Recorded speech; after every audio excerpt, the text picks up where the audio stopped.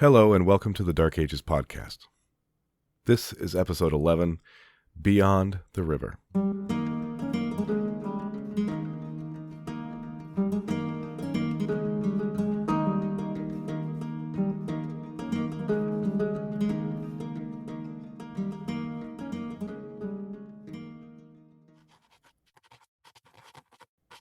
To my dear friend Olybrius, greetings. Thank you for your last letter. I read with great interest your accounting of Patrician Aetius's successes against the Franks, and with great relief of your safety. Thanks be to God for his protection of you. Since you have been so kind as to write with such detail and insight, I have taken up my own pen to relate some of my own experience of the last several months. You will remember our mutual acquaintance Maximinus, who I believe you served beside during the last Persian wars. He has since become a trusted official in the court of our Emperor Theodosius, God save him. At the beginning of this year, just as spring was arriving, Maximinus was chosen to lead a diplomatic mission into Pannonia, to the king of the barbarian Scythians, Attila, to whom the Lord has seen fit to give victory in punishment of our sins. I had the good fortune of accompanying Maximinus on his mission, and I will relate to you what I saw. We left the city on a fine morning in April, and made our way along the Via Ignatia and the Via Militaris. Our party was a mix of our own Romans and of barbarians who were returning to Attila from their own embassy to the emperor, may God bless and preserve him. Our mission was to carry a letter to Attila, in response to the letter that had been carried by these. Besides myself and Maximinus, in the Roman party there was a man called Bigilas, who acted as our translator when we spoke with the barbarians, and who would interpret for us when we came into their king's presence. He was an uncouth man, little suited to diplomacy by my mind, with only his skill in the language of the Scythians to recommend him. It is very difficult to find any among our countrymen who can form the sounds of their language, as you know. Though we did, in the course of our travels, meet another man, who could speak the foreign tongue, Rusticius by name, who was traveling on his own mission sent by our brother court in Ravenna. Among the barbarians that accompanied us, there were two that are worth mentioning. The first was called Edeco, who claimed to be a man of great power among his people. He told us that Attila's safety was his responsibility, and that he personally guarded their king under arms for a portion of each day, which was a great honor and a sacred trust. The second man was also a lieutenant of Attila, though he was, to my surprise, of Roman birth. His name was Orestes, born of a good family in Pannonia. When that country was given over to the Scythians by Aetius, this Orestes went and sought his fortune with them, and won a high position and the trust of their king. As I had said, these two men had delivered a message to our blessed emperor. In that letter, Attila had complained that the conditions that had been agreed by previous truce had not been fulfilled. He named fugitives from his rule that had not been returned, and that the territories that were to be abandoned to his use had not been emptied to his satisfaction. He also demanded that only men of the highest rank should be sent to him as ambassadors. Failure to abide by these agreements would be met by Attila with renewed war. The barbarian had offered to travel to Serdica to meet our party and hear the emperor's answer, but, fearing that this was merely a pretense to bring his army into our lands for attack, we determined that we would visit him in his own lands beyond the Istris. We carried, in addition to our answer to these demands, the usual array of gifts to distribute to those useful persons we might meet along the way to ease our journey, as well as many fine presents for Attila himself. There were also gifts for one called Onegesius, who we understood to be second to Attila in power. The emperor and his advisers thought to turn Onegesius to a friend of the Romans, so that he could use his influence with Attila on our behalf. Thus did Maximinus and I understand our mission, and I did not find out until just a week ago that there were other motives afoot, which I will relate at the end of my story. The two halves of our party, the Roman and the Scythian, traveled separately in the main. That is to say, there was not much conversation between us, though Vigilas could often be seen speaking with Edeco in low tone. On the 9th day we met Rusticius, and he joined us, and on the 13th day we reached Serdica. The city, as you know, was laid waste by the barbarians in the most recent war, the walls damaged, and within we found only a small and wretched remnant of its old inhabitants. On the sight of this, many of our men and servants could be seen muttering amongst themselves, and this was noted by the barbarian men. Maximinus, in his wisdom, suggested we should acquire meat and put on a banquet for both Roman and Scythians to ease the feelings of all. We bought cattle and sheep from the locals, who were grateful for the commerce. slaughtered them, and invited all to our tent for dinner. Maximinus's generosity did much to improve everyone's spirits, until Vigilas allowed his poor manners to interfere.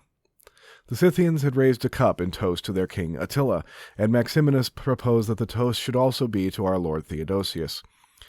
At this, Vigilas spoke out, saying that it was not right that a god and a man should be compared in such a way. By this, of course, he meant Theodosius as a god and Attila as merely a man. The barbarians became very agitated at this, as well they might, and were on the verge of withdrawing from the banquet. Maximinus, displaying the good humor that we both know so well, was able to brush the comment aside, and the Scythians were placated, but it was a near thing. Vigilas appeared very red in the face, having drunk more deeply than was prudent so early in the evening. And when he saw me staring at him, he returned my gaze with great insolence and haughtiness, and gave no sign of regretting his mistake. Another curious incident followed the banquet, when Maximinus and I were approached by Orestes, who complimented us on our tact. We thought he referred to Vigilas's unpleasantness, but he went on to say that he was glad that Maximinus had not made the mistake of his masters. It seemed that back in Constantinople, Edecco had dined privately with Chrysaphius the eunuch, and Orestes was insulted to be so passed over. Of course, we had no knowledge of this, having had nothing to do with the Scythians' earlier meetings. We asked him to explain further, but he declined, and took his leave. Maximinus and I were at a loss, and inquired of Vigilas if he could give some insight. He only said curtly that Orestes had no right to be offended, since Edecco, by his Scythian birth, would always be of higher rank among the Scythians. He then took his own leave, rather hurriedly, I thought. Our path soon carried us beyond the frontier that Attila had specified, and we saw everywhere empty farms and villages. Many were falling into disrepair. A few remained occupied, whether out of defiance or ignorance, who can say? I said a prayer that they would not suffer too greatly at the hands of the barbarians. The city of Nisus is the first in that abandoned territory, and we found it even more desolate than Serdica. The only remaining souls in the city were those in a few infirmaries who were too ill to be moved, and the holy men and women who tended to them in great danger of their own lives. Maximinus ordered that these be given as much provision as we could spare from our own stores. We did not stay in the city, nor camp outside its walls. There was no appropriate lodging within, and outside the ground was strewn all about with the bones of those that had died in the last battle. Instead, we had to move up the river bank nearly 2 miles until we could find a place to pitch our tent. Maximinus and I both prayed for the fallen that night, and we were somber as we left Nisus. We were now in territory controlled by the barbarians, and found travel more difficult. The roads were still of good Roman construction, and solid in their fabric, but the grasses and foliage had begun to creep between the paving stones, and the Scythians did nothing to maintain them. The ground itself became the enemy of our progress, as our road passed into a jumble of broken and deeply gullied hills, which were so confusing that one morning some of our company cried out in alarm, for they believed they saw the sun rise in the west. Of course, they had simply lost all sense of direction on the twisting pathway. On the second day from Nisus, we were met by a new party of barbarians, who led us the remaining distance to the Istris. They said that Attila was preparing a hunting expedition into his new territories, which we took to be a pretense in preparation for war, though we did not say so. These barbarians brought us to the bank of the great river that in former times held back the barbarians. Now we were borne across it by those same barbarians in long boats they had carved from tree trunks for the purpose. The ground on the far side of the Istris was less hilly, and after we traveled about 70 stadia, we stopped and camped for the night. The Scythians among us were becoming more cheerful, while we Romans becoming less. Vigilas in particular was more peevish than usual, and snapped at his grooms with little provocation at all. The next morning Edecco, Orestes, and the rest of their retainers went ahead to find Attila's camp and announce our presence. That same day, during our evening meal, 2 Scythians we had not seen before rode up to our camp and announced that we should prepare ourselves to meet their king on the following day. We invited them to share our food and camp for the night, and they accepted and were agreeable guests. The next day they led us to Attila's camp.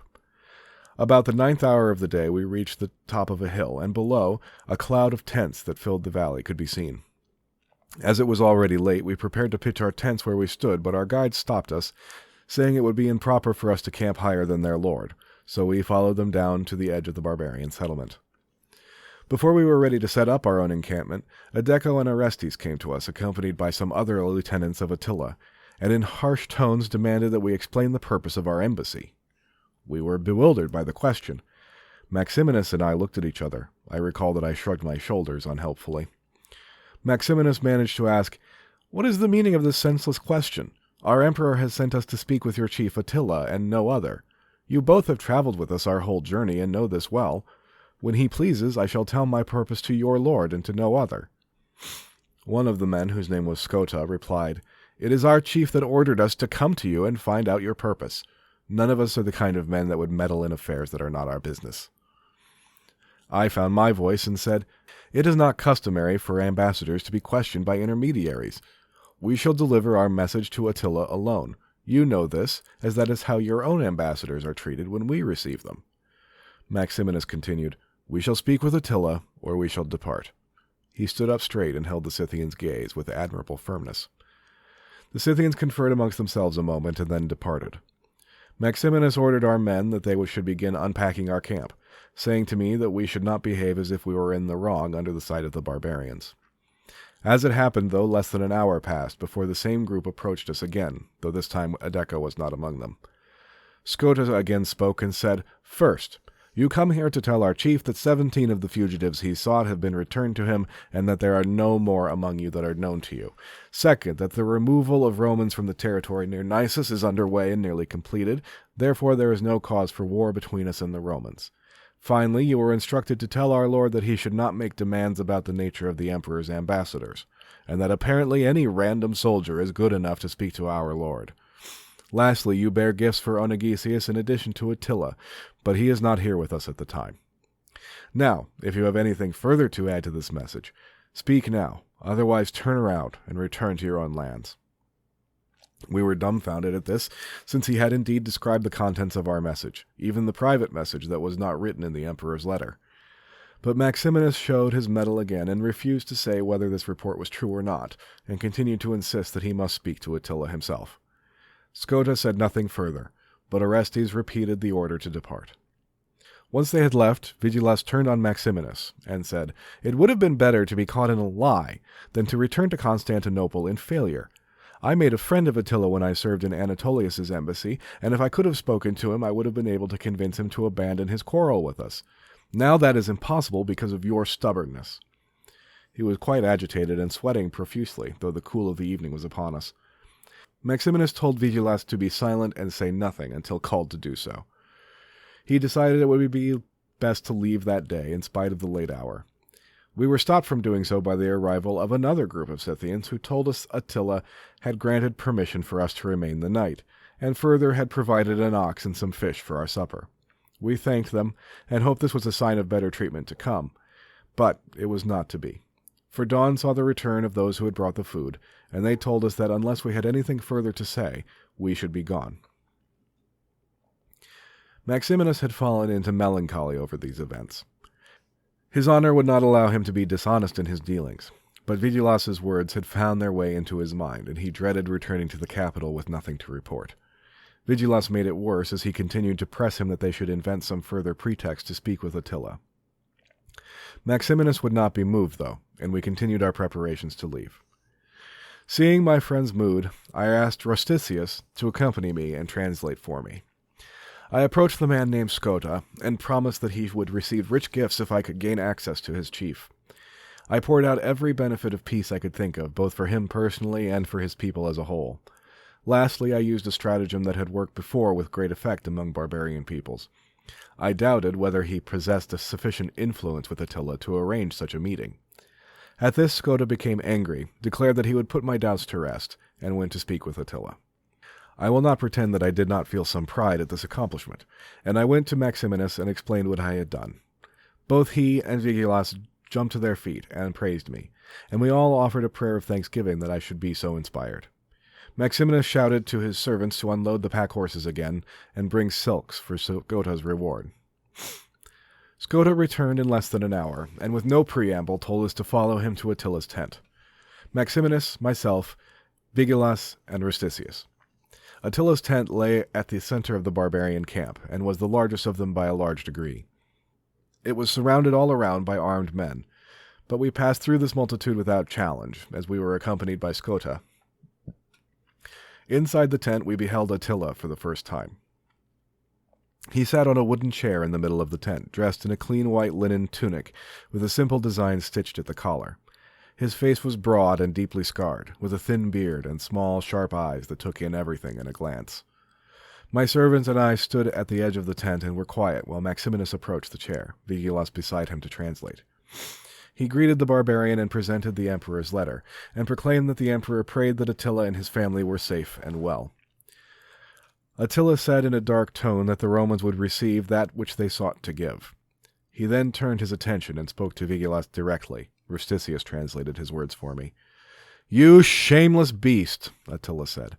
"Why should you wish to come here when you knew well that I would receive no more ambassadors until all the fugitives I have named were returned to me?"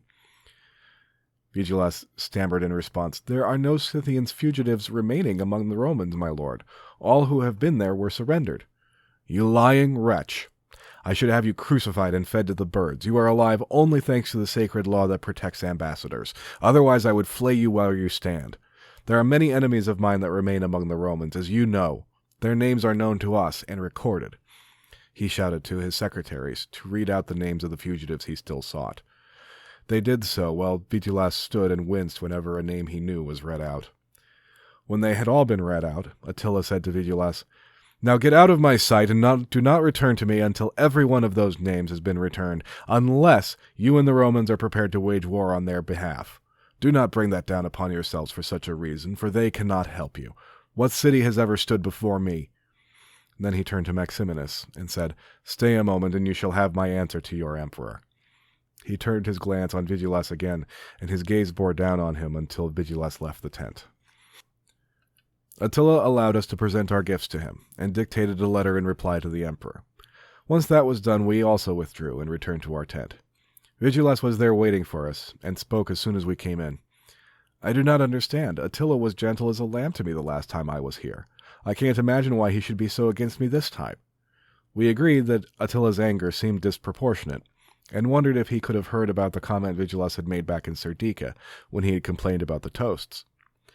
Vigilas did not think so, but could give no other reason for Attila's hostility.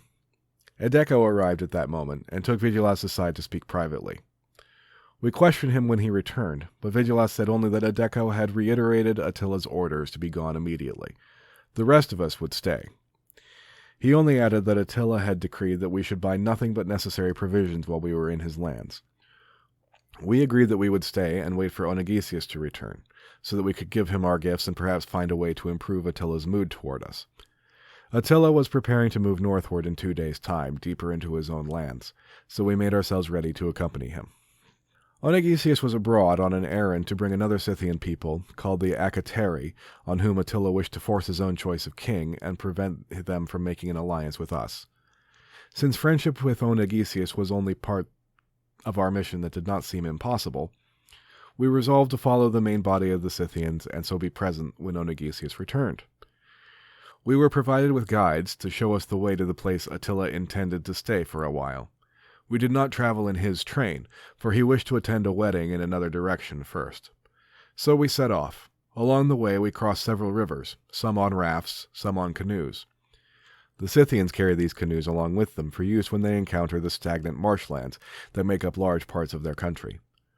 We were well supplied, as we came upon villages almost every day, and Attila's escort ensured our good treatment.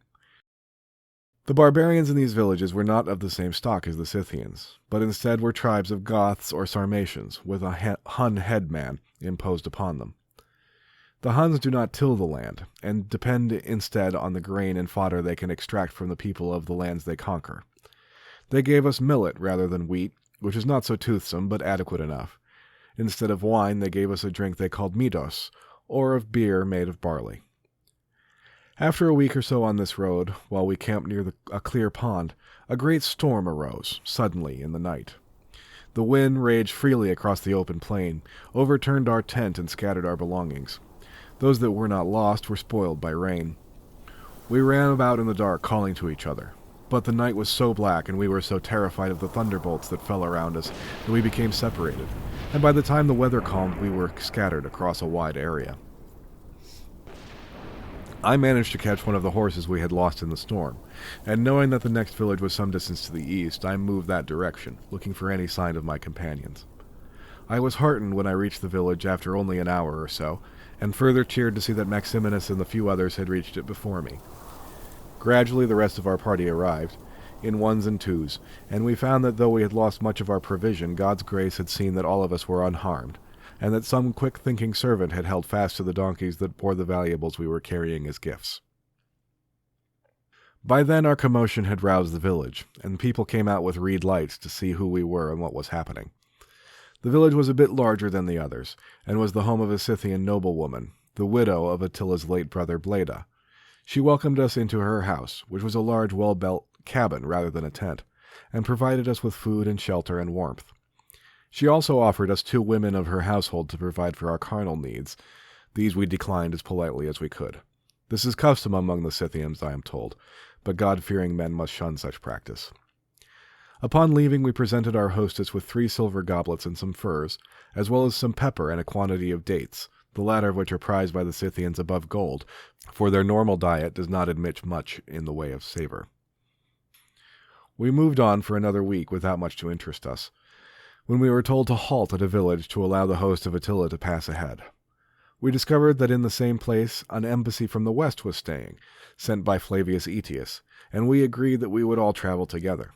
In this party were the honored governor of Noricum, both the father and father-in-law of Orestes, and one Constantius, whom Aetius had sent as a favor to Attila to act as his Latin secretary.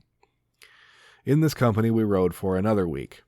Our road had broken out onto the great plain of Scythia, where there was no tree, hill, or even large stone to be seen in any direction. The only features of interest were the great rivers we crossed, which were broad and sluggish and good for navigation and trade. At last we came upon the place where Attila made his capital. It was the largest settlement we had seen since we'd left Nisus, with Attila's house at its center. It was built of closely fitted, smooth plain boards, as were the outbuildings, and surrounded by a log palisade with towers around it. These were not for defense, only decorative. Approaching it, the road passed through another palisade, with another large house at its center, though without towers. This, we were told, was the house of Onegesius. The timber for these houses had been carried over a great distance, for there was none anywhere nearby. All the other houses around were of mud brick and thatched with straw, or were the hide tents that the Huns used when on the move. We were even more surprised to see among the buildings of Onegesius's compound a structure of carefully cut stone. It was in fact a bathhouse, built in the Roman style, at great expense and difficulty. We later met the unfortunate man who had built this wonder. He was a Roman prisoner, an experienced builder, and he had hoped to win freedom and favor from Onegesius by building the baths. But when he was finished, Onegesius made him an attendant in his own bathhouse, and his position was not improved at all. We learned that Onegesius had returned from his mission, and we set up our camp within his palisade. The next day Attila entered the city. I cannot find a better word for the place, though it was not a city like we would understand it. He was welcomed by the maidens that were present, who stretched white linen over his path and sang songs and followed him as he passed under it. When he came to Onegesius's house, he was greeted by the man's wife, who served him wine and small delicacies.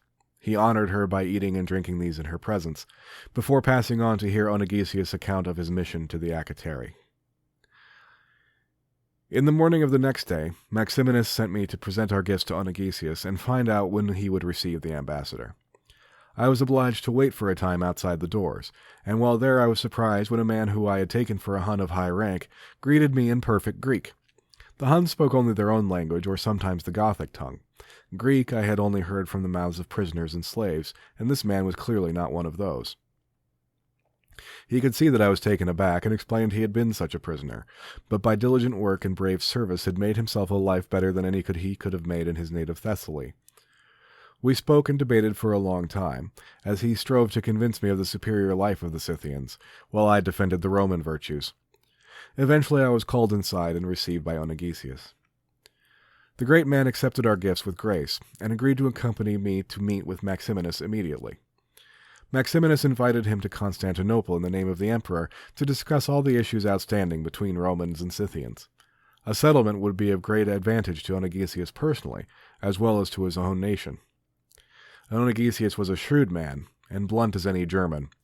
He said, "What good would that be? Do you think I could be so cajoled by your officials that I would work against my master and against my own kin and children? Even if that were not the case, for me to make such a journey without my lord Attila's leave would bring suspicion down on me, and I would lose influence with him. It is better for both of us that I stay here, for many times I have calmed him when he was in a rage and ready to unleash war upon you Romans. I have saved you more times than I could mention in that way. It would be better to be a slave for Attila than a rich Roman with no honor." He agreed to speak with me further to understand what we wanted from the Scythians, but he would not travel to Constantinople under any circumstance. He added that there have already been enough intrigues in that city, though I did not understand what he meant by that at the time. The loyalty of Attila's captains was like stone. The next evening there was a banquet, and we in the Western party were invited to attend. We arrived at the door of Attila's house at the 9th hour and were shown inside. As is customary among the Scythians, we were each handed a cup of wine before we were shown to our seats. The room was wide, with chairs along each wall, while at the center sat Attila on a couch. There was a seat next to Attila's, which was a place of great honor. This was occupied by Onegesius. On the left sat a captain called Bericus. We were seated to the left of him. In front of Attila sat his sons, who faced him and kept their eyes lowered. They lived in fear of their father. Once we were all seated, wine-bearers entered and brought a goblet to Attila, who rose and turned to his left, and toasted Bericus before tasting the wine and handing it to him. Bericus in turn gave honor to Attila, sipped and passed the cup to his left. In this manner, the goblet made its way around the whole room, as each man who tasted the wine gave praise to Attila, including ourselves. Once this was done, tables were brought in, loaded with meat, bread, and other dishes and confections, served on silver platters, undoubtedly the spoils from some Roman city or other. We all agreed that the feast was well laid, but I noticed that Attila himself ate only the meat and bread from a wooden plate, and drank his wine from a wooden cup, while all the others were gold or silver. His clothes, too, bore no sign of his rank, except that they were of fine quality and perfect cleanliness, while all his captains wore ornaments of gold and jewels on their shoes, belts, fingers, and anywhere else that there was space. He spoke little through the whole meal, and his face remained hard and stern. Once the food was cleared away and it began to get dark, torches were lit and singers came in, who sang songs in the Huns language. These were songs of praise for their chief and stories of his victories in battle. The banqueters gazed at them. Some rejoiced at the songs, others became excited at the memories of the war, but others broke into tears, those who were weakened by time and were now compelled to remain at rest. The entertainment continued when a madman was brought in, whose ravings in 3 languages brought the whole room to laughter, except for Attila, who remained hard-eyed and unsmiling. The only time I saw his expression change was when his youngest son entered, to happy shouts of greeting. Then Attila's eyes softened. He caressed his son's cheek and spoke to him softly. This was so different from his attitude toward his other sons that I asked a Scythian seated near me, who was able to speak some Latin, about it. He explained that Attila's diviners had told him that his sons would bring his family to ruin, but that this young son, Irnac, would restore them. And so Attila scorned all his children, except for Irnac. We excused ourselves not long after this conversation, as we felt we could not possibly drink any more without completely losing our wits and dignity. The banquet continued until dawn. The rest of our stay is not really worth telling, I fear.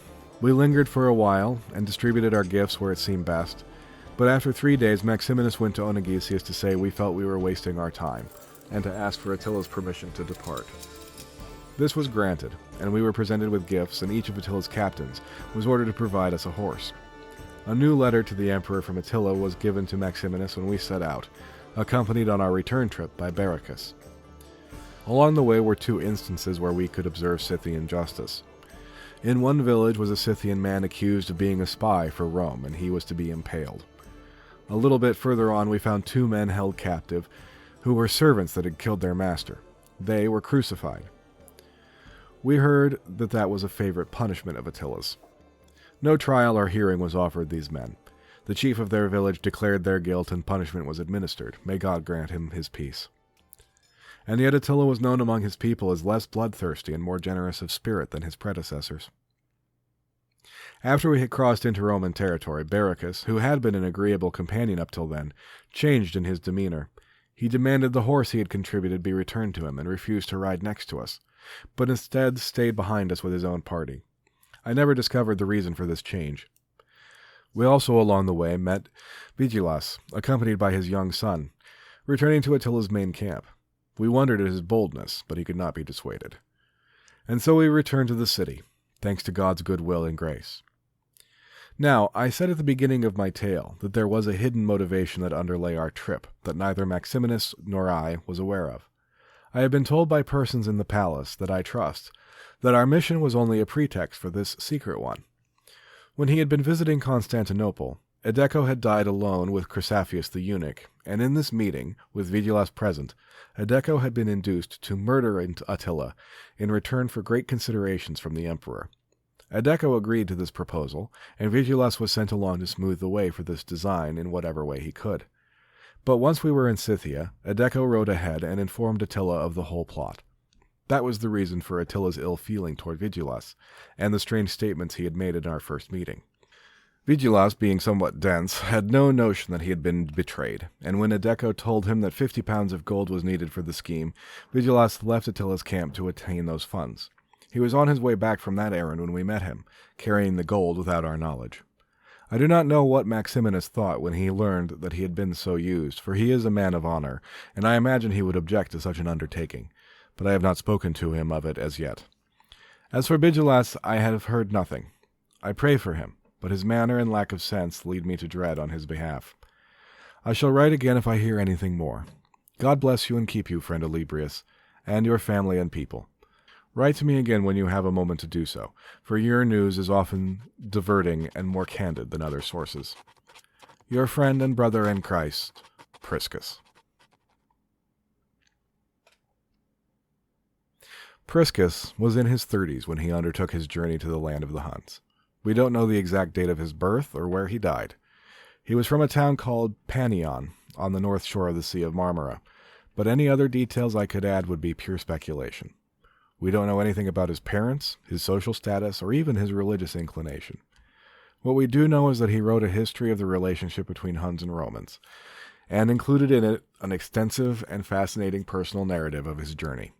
For this episode, I simply boiled down that account and paraphrased it to put it in letter format. Olybrius, as you probably already guessed since you're smart people, is my own invention, as are all direct quotations. Priscus's complete work does not exist, though, and has to be cobbled together from quotations and references in other works, including our old friend Jordanes. A few authors have done the yeoman's work of compiling and translating those fragments, and for this project I was helped by John Given's The Fragmentary History of Priscus, which pulls from 11 different sources and provides helpful annotations along the way. Priscus was a classicist historian, meaning that he consciously wrote in imitation of Herodotus. That's why he used the classical word Scythian in his work to refer to the Huns, and I followed his lead in most cases. We can't know exactly where to look for Attila's capital, alas. Priscus's geography is vague in the extreme, and the rivers he names don't appear anywhere else, so can't be matched with any modern names. Also, he neglects to note in what direction he was traveling at any point. I have written as though he traveled east, and given his rate of travel in the first part of this journey, would have reached somewhere in the Dobruja in modern Moldavia or eastern Romania. Other authors place the camp north in Hungary. Though a lot is missing, there's obviously enough of Priscus to make it a valuable source. Priscus wrote about 30 years after the trip, and was able to tell us what did happen next. Vigilas was immediately arrested on his return to Attila's camp, and the 50 pounds of gold found in his belongings. He was hauled in front of Attila, who asked why he was carrying such a quantity. If we use the metric we've used before, 50 pounds of gold would have paid the yearly salary of about 600 soldiers. Vigilas had an answer, though. It was cash for buying provisions and replacing horses along the way. That was ridiculous. Of course, it was far too much money for that. And Attila had specifically forbidden him to purchase anything beyond requirements. Vigilas's young son was also seized, and Attila threatened to stab the boy unless Vigilas told him the truth. That did the trick, and Vigilas spilled the whole thing. The details of his confession conformed exactly to what Edecco had already revealed.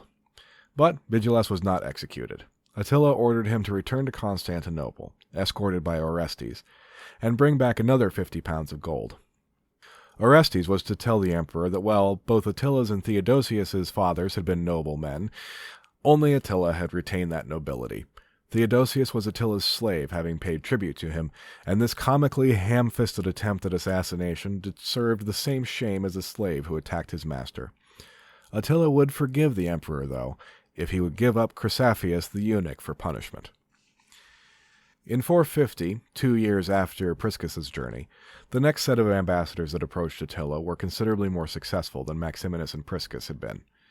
They delivered the 50 pounds of gold and secured Bigelus's release, along with a payment from Chrysaphius personally to remove the threat to his life. On top of that, they secured the release without ransom of all Roman prisoners still held by the Huns. They convinced Attila to withdraw from the strip of territory along the Danube that had been surrendered to him, drop the issue of the fugitives, and pledged to maintain the peace that had held since 448. It was a complete diplomatic victory, which makes Priscus's mission seem bungled beyond belief. But the fact was that Priscus's journey was more the norm for Roman diplomacy at the time. Between Attila and the loss of Carthage to the Vandals, both halves of the empire remained stretched, and for most of the 5th century Roman diplomats were forced to negotiate from positions of considerable weakness. The second mission had an advantage they were unaware of. By 450, Attila had probably made up his mind to turn westward. To give a push to the Atlantic his full attention, he needed to secure his southern frontier, and that could be done relatively cheaply by then. Attila also received a gift from fate in July of that year, when Theodosius II fell from his horse and broke his back. The emperor of the Roman East was dead, and the question of succession would keep Constantinople conveniently distracted. All of Aetius's careful maneuvering was no match for Attila's ambition. And next time we will be back where we left off at the end of episode 5, and see how things worked out when the Huns finally came west. Until then, the social media accounts are all still there. Check them out. If you're enjoying the podcast, please tell a friend, tell a neighbor, tell an enemy, and tell me. Leave a rating or a review wherever it is that you listen. And thank you so much for listening. Until next time, take care.